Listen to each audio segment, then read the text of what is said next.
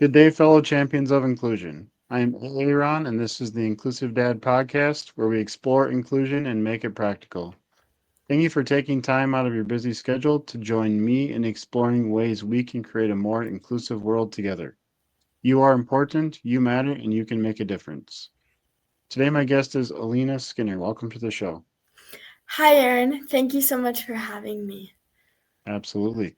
Why don't you just start us off by telling me a little bit about yourself? Um, so my name is Alena Skinner. I am a senior in high school this year, um, but I take concurrent enrollment at a local college here in Minnesota. Um, I am very passionate about disability advocacy because I have a disability called cerebral palsy. Um, I am very big into 4-H, and that has really allowed me to explore my passions for advocacy. Um, Something that I'm also really big into, as I live in Minnesota, is sled hockey, and that is an adaptive form of hockey, and where I'm sitting in the sled. And I'm very excited for that to start because that is one of the places that I see um, people with disabilities because it's not very common in my day to day life. Yeah, thank you for that. Yeah, so you and I met, I believe, through Alyssa, right? We did, yes. Okay. She gave me your name and we connected from there. Yeah, so that's pretty cool.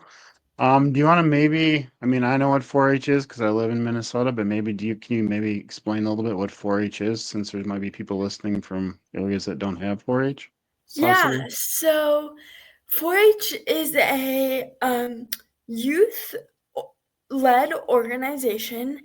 Um, Typically, the stereotype is kind of it's made for farm kids, which there definitely is a lot of them, Mhm. but 4-H is so much more than just farming stuff and like the majority of things that I do in 4-H is leadership, and I'll talk a little bit about that because that's how Mhm. um, I kind of got my start and how and what I'm passionate about with 4-H. 4-H is such a wonderful program. A because it's youth led and it's promoting youth and their ability to find their passions, and B, it's relatively inexpensive with a lot of financial support through the county, state, and national level. So it's really a great program for anyone looking to find a new hobby or learn something new Mhm. or just share passions that they're already passionate about. That's great. Yeah, I mean, yeah, I mean, I know what it is. Like you said, it's kind of has the it's all yeah, farm kids, agriculture related. So thank you for explaining that. How do you have you found that how is 4-H disability friendly, or do you want to speak a little bit about how welcoming it is for people with disabilities? Yeah, so I have been in 4-H for about 4 years, or I'm sorry, 5 years. I joined in 2020, which was not Hmm. a super great time to join, but I really started to get more involved in 2021 as COVID was ending. Hmm.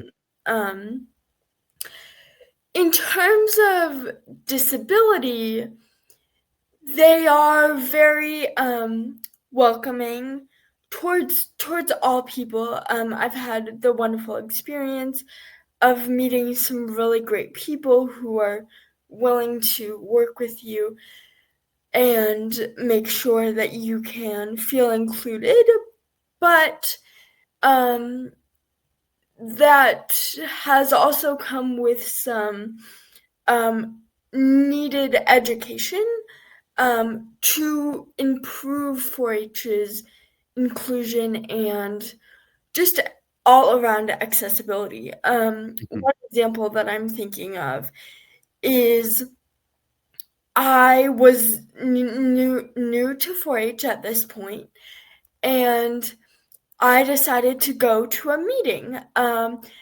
Now, I should say that 4-H, I do mainly horse stuff in 4-H along with my leadership, Mhm. and um, typically disability and horses are not an idea that is Mhm. put together, but that's I come from a family who does horses competitively, and so that's where my passions lie. Right. um so I decided to attend this meeting, and it was for a leadership position at a horse barn. Well, that's great. Wonderful. We got a tour of it afterwards. But before we even started the meeting, we ran into a barrier. And the barrier was that the location that they had chosen to hold the meeting was up a flight of stairs.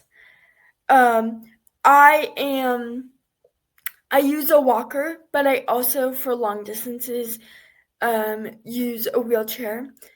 I am I am lucky enough that I had the ability to climb stairs and Mhm. still participate and join the meeting, but I know that's not a thing that everybody can do.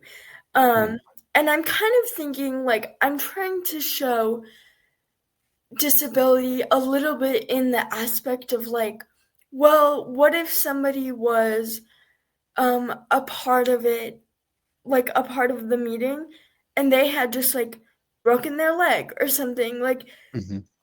accessibility can benefit more than the person with the disability.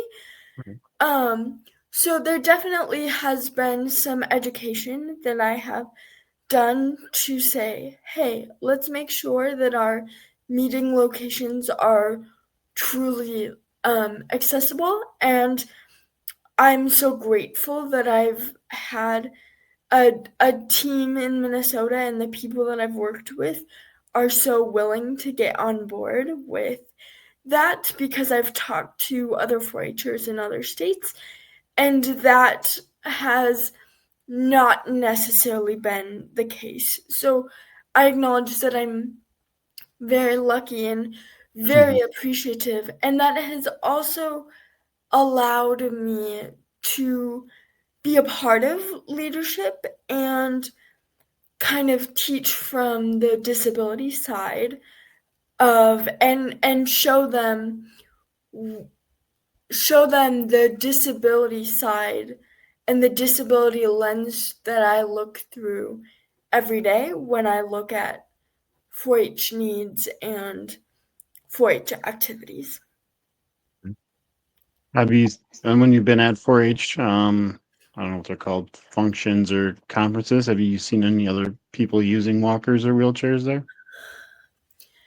That's a good question. I, I really haven't seen physical disabilities necessarily who use walkers and wheelchairs. But I will say that Minnesota 4-H has done an amazing job at promoting their sensory rooms. They Mhm. often have a sensory room at any of their 4-H functions or meetings, especially ones with bigger crowds. So I'm proud of 4-H for having that and promoting that, Yeah. I think that's a step in the right direction. But I also think it's just people with disabilities don't really know, right? Typically, it's a farm kid, like Mhm. stereotypical, even though it's not. There's way more to learn and way more to explore than just that. But it's, how much is that widely promoted, especially to crowds of people with disabilities? Yeah. What is your definition of inclusion? My personal definition of inclusion is truly just to make the person feel welcome and wanted. I think your first impression is truly one of the most important things you can do, especially for people with disabilities, because I think it's hard to put ourselves out there and, be like, hey, we have a disability. And maybe because of fear of like judgment or just, feeling of not welcoming. So inclusion really starts with making the person feel wanted and welcome, and also, making sure that when you're talking to that person, you're making eye contact with them. You really want to truly be involved in what they have to say. And even if they don't have a voice, like they have, every person with a disability has their own voice. It doesn't necessarily need to, be in the traditional sense of a voice. And I think there's a lot of power in meeting the person with the disability where they're at and kind of understanding, you know, who they are and wanting to learn more. So like making eye contact, and even if somebody else is helping with the actual communication, looking at the person, because I know how it feels to not, you know, been able to use my voice because other people ask questions of my parents or the people that I'm with, even though I'm truly capable of answering their questions. Yeah, it's interesting you brought that up there at the end. I was just going to ask you that because that has come up quite frequently, where I've talked to people, and even if they use a wheelchair or don't use a wheelchair, where, I mean, I have a daughter that she uses a wheelchair, and that does happen frequently where they'll talk to me and ask questions, and it's like, no, you should ask her first. If she can't respond, then I'll help her. But I mean, you should default to asking her first. And that's come up with, I mean, several other people also where it's the same thing. So it's kind of interesting. How do you think we can stop that from happening or change it? That's a good question, and that's also a difficult one. Hmm. For some reason, in people's brains, it just seems to be a little bit hardwired Hmm. to to talk to the person standing next to the person in the wheelchair or whatever. I almost think just hoping that, like, having, if the person can respond on their own, um like, you as the secondary person, like, don't say anything until, because like they want the response. But I also, um so like honoring and giving time for the person with the disability to respond. And I think also it's just patience too. I think as a society, communication is often fast-paced, which is great, but if you have a disability and that affects your speech or your processing, that's really hard. So truly just giving time, and I think if you really want to talk to that person with the disability, you are going to want to stay and hear what they have to say. It is a great reminder because my daughter too, it takes her a little bit longer to like, if I ask her something, like to soak it in and then respond to me. So if I, I'm in a rush, I have to remember, okay, just pause for a little longer. She's going to respond. It's just, I mean, you're used to like just, yeah, you ask somebody a question, they give you a really quick response. And then when somebody doesn't do that, or if you're like in a hurry yourself and you forget about it, it's like, okay, just wait a little bit longer. She'll respond. Don't keep asking the question. So it is, even I do that with, still. So it's a great reminder. Yeah. So when you do your horse riding stuff, do you need like some equipment to help you get up on the horse, or are you able to climb up? Or Yeah. So I have been riding horses since I was very young, probably like I probably started like when I was like 5 years old, and I would ride with my mom on her horse. But as I've gotten older, I got my first horse, and we really worked to find the accommodations that best suited me. So now I have a step stool to get on my horse. My horse's name is Mason, that I currently ride. And I have a 4-step step stool.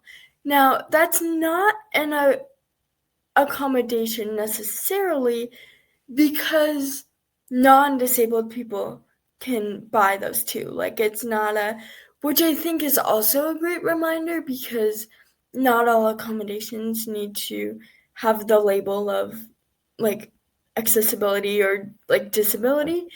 Um, so that's one. And then, so I climb up on the horse. My horse stands very well most of the time. They are still animals. They still yep, do decide to, maybe take a little step or two. But so I get on the horse, and then, if you know, I put my feet in the stirrup.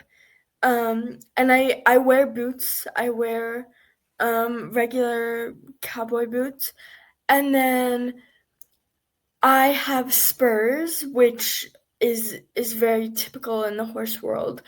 But something that an adjustment was made was, because they're made out of metal, the farrier was able to bend like the metal a little bit, to give me more contact with the horse, because I don't have enough strength in my feet and coordination to do that sure. myself. So that's kind of one accommodation. And then another one, I have rubber bands around my feet. And then I also have a crop, which is like a smaller version of a whip, and that helps me. My horse is kind of lazy, so it's a good motivation tool. Yep. I also think it's really important to acknowledge that like these accommodations didn't happen overnight. We like it's been and different things work for different horses. So Mhm. like when I had my previous horse, and at the very end of his career, I would ride him with no crop, because he didn't need that extra motivation. Mhm. And it also depends, like, are my legs more tired today? Um, so yeah, those are some of the accommodations that I have used. Or, I mean, is anybody kind of able to use those accommodations like in a like a race or an event, or is it stuff like you have to get approved ahead of time? So that's a great question.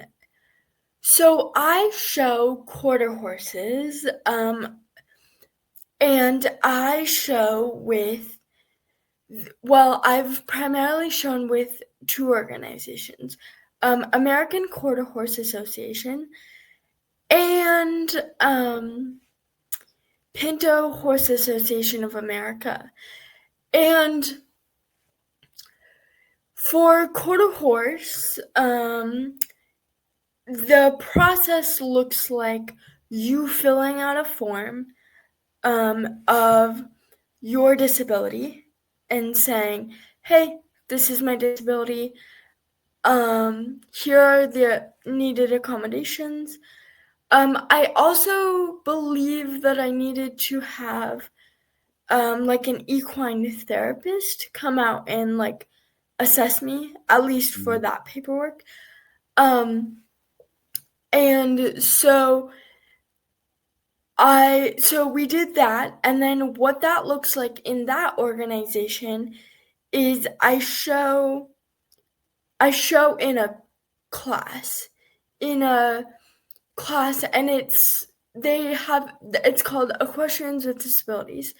So I showed in that class, which meant I was often showing alone because there wasn't anybody else Mhm.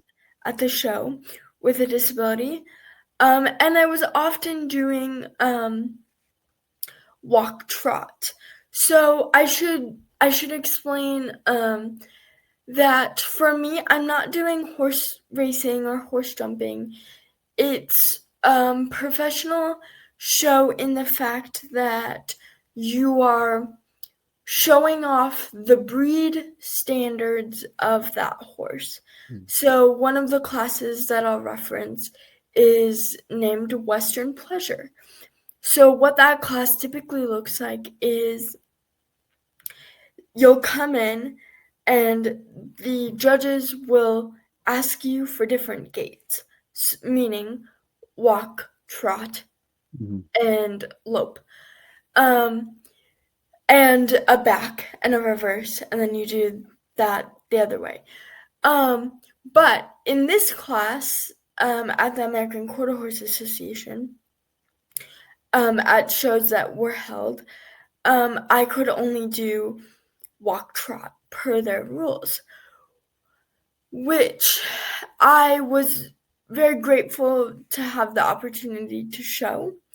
Mhm. But I also work very hard to achieve all three gates.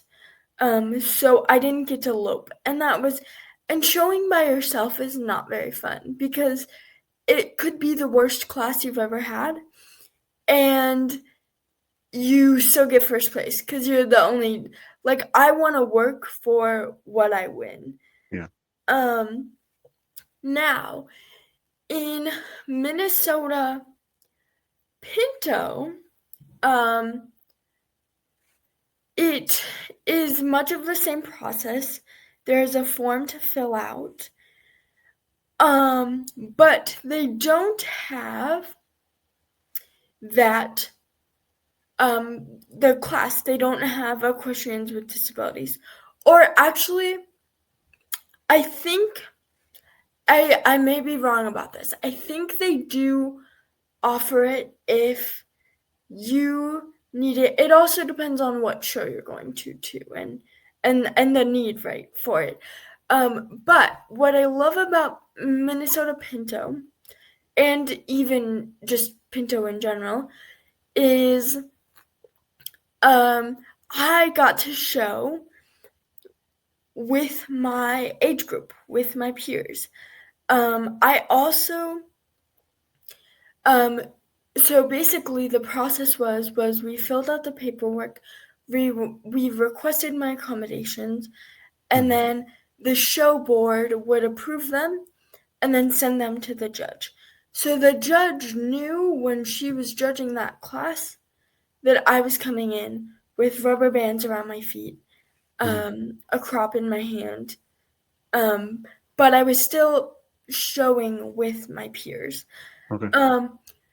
That still means that I'm eligible for placings, which I really appreciate Yeah. because I work hard to do well in these classes. Also, I think it's really important to say that from a 4-H standpoint, I have been working to expand the opportunities for people with disabilities. And one of the things that looks like is in the show ring.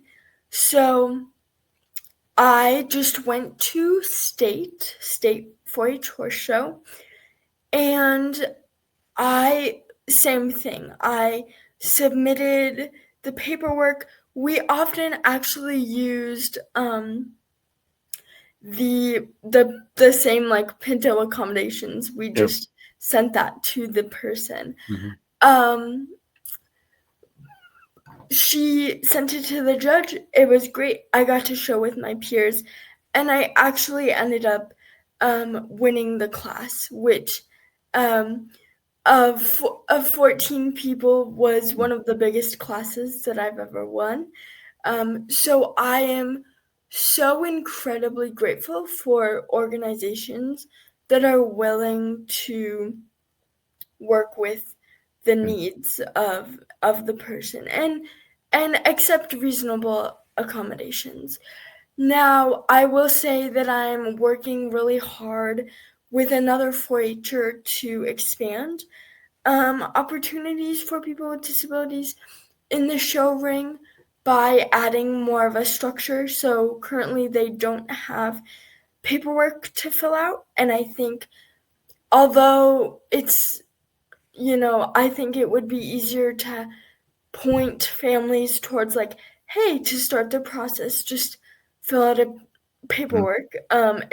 It's not a lot. It's like explain your disability, what accommodations do you need, and then having the 4-H people sign off on it. Um, and then also, so showing with your age group, but then I also want to acknowledge that not everybody can or wants to do that. So we're going to have equestrians with disabilities. It's called assisted and unassisted, and those will be walk trot classes. They Mm-hmm. have those now. The only thing that we're adding is the form to be able to show with your peers. So just adding as much opportunity for people with disabilities Yeah. as we can. Yeah, that's great. Thank you for explaining all that. Do you want to talk a little bit about the leadership program that you were into for 4-H and what you've kind of done with that and about your podcast? Yes, I would love to. So, in 2024, I received an email that I got um, I got recommended for this new program from my extension educator that I work very closely with. I'm very involved in the local level. So I got recommended. I filled out a little bit about me for this program. Then I moved on to an interview, and I got interviewed. And then a couple weeks later, I got accepted into this program, and the program is called the 4-H Leadership Academy, and it was established by Mr. Joel Roth, who was who was partnering with 4-H to bring this program together. And so I was one of 5 youth from the state of Minnesota Mm-hmm. to be a part of the Minnesota group. So there was 5 youth from Minnesota, and then 25 youth in all, so nationally, from all different states. So then in May of 2024, the 25 youth headed to Atlanta, Georgia, and kicked off the inaugural program for the Leadership Academy. That is also where we got to meet Mr. Roth and understand his hopes and his dreams and his passion for the younger generation. And this program, we were required to start a capstone project, and it could be anything that we were passionate about. So some of the people have done stuff on food insecurity or farming stuff or medical stuff. But I am very, very passionate about disability, and so I decided to do it on that. And when we got home, one of our first tasks was to interview people about, we had like a little idea and we needed to interview them to see what they thought and if they would theoretically like support it if we were to move forward with this.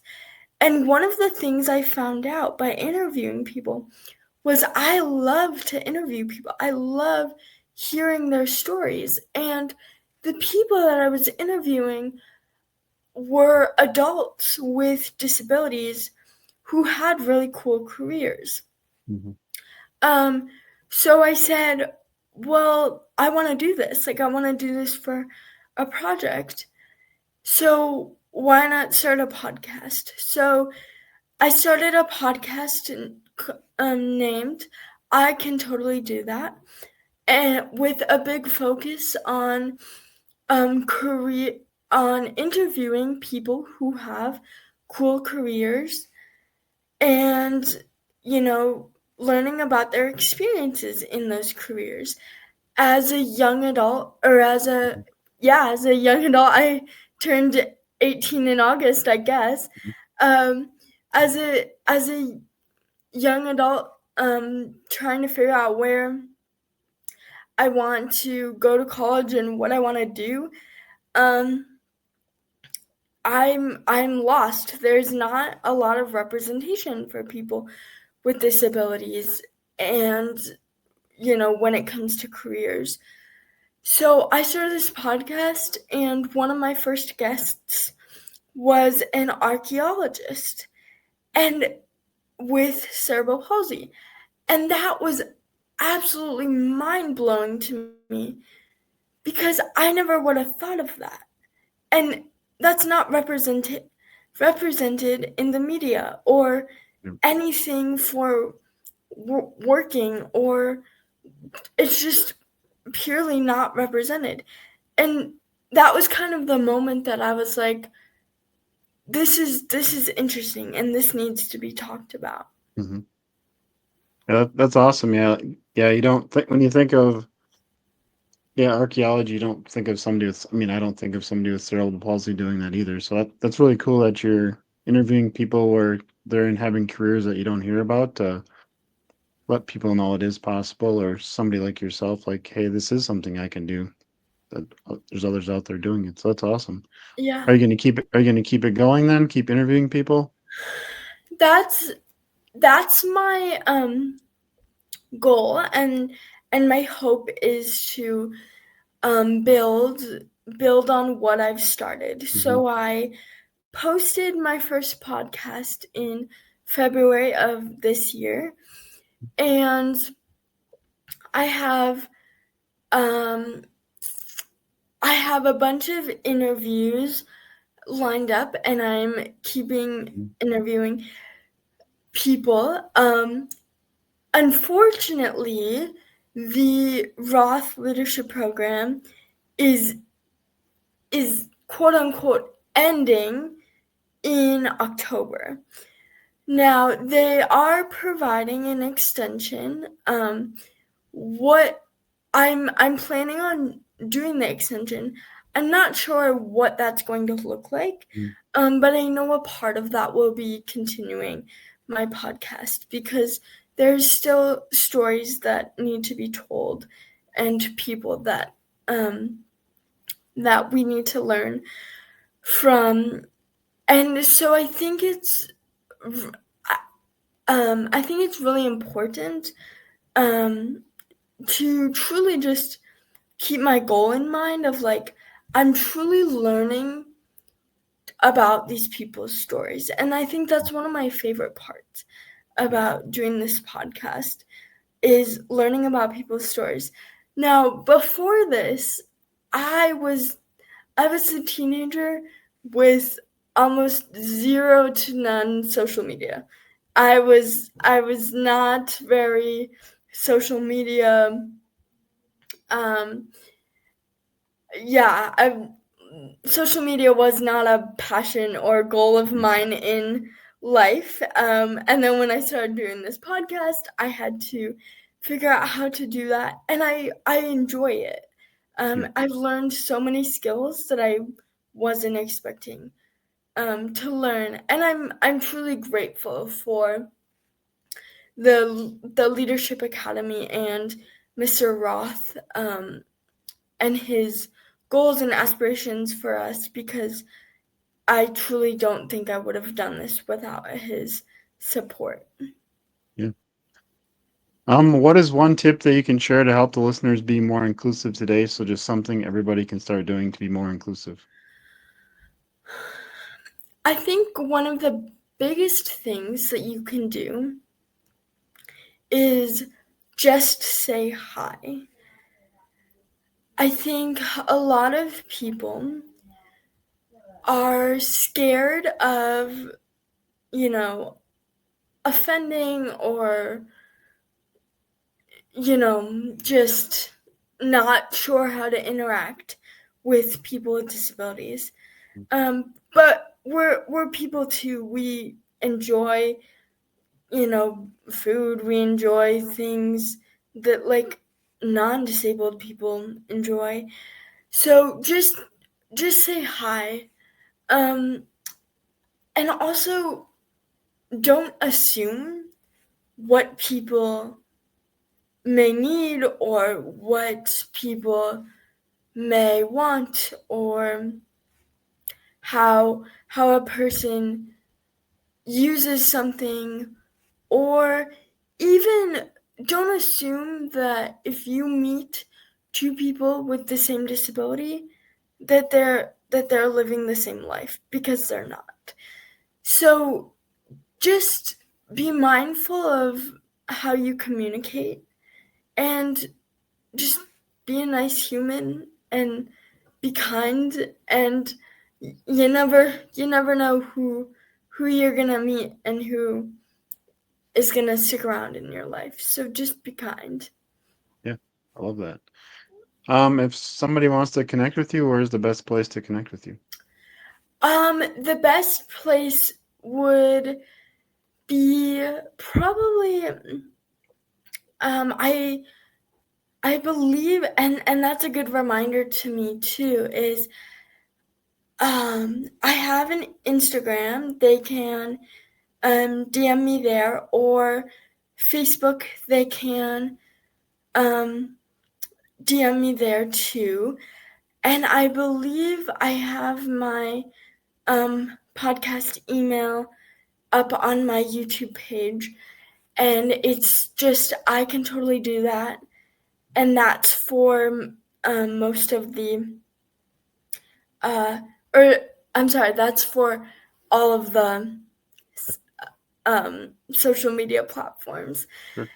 I My logo is a blue logo with somebody in a wheelchair, and I'm on YouTube, Spotify, and Facebook and Instagram. I'm hoping to eventually start TikTok because I would like to connect um, with the younger audience a little bit Mhm. more, and because that was my intention in the first place. But I love having conversations with people, so I would love if you reached out to me by DMing me or finding my email on my YouTube channel. Yeah, I'll make sure in the show notes I put all the links to everything that I can find, so Perfect. they'll Thank have you. them in there. Yeah, for sure. You ready for the last question? Yes. Do you like spam lunch meat? Yes or no? Oh, that's a. I'm gonna say yes. I would not gravitate towards it though. That's okay. If somebody made it, and I would eat it, but I wouldn't gravitate towards eating it. Okay.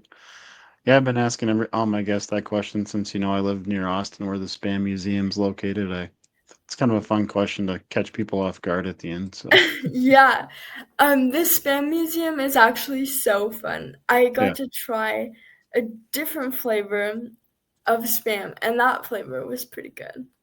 yeah, yeah. They call those spamples. I think they walk around with a little tray with spam with a pretzel stick in it, and you can have a spample while you're there. That's hilarious. Well, thank you so much for being on the show today. Thank you so much for having me. Yeah. For those listening, thank you for allowing me to be part of your journey. It is truly an honor. Please join the podcast newsletter by clicking on the link in the episode description to keep up with the latest episode. Together, we can make the world more inclusive. Until next time, stay empowered and be a champion for inclusion.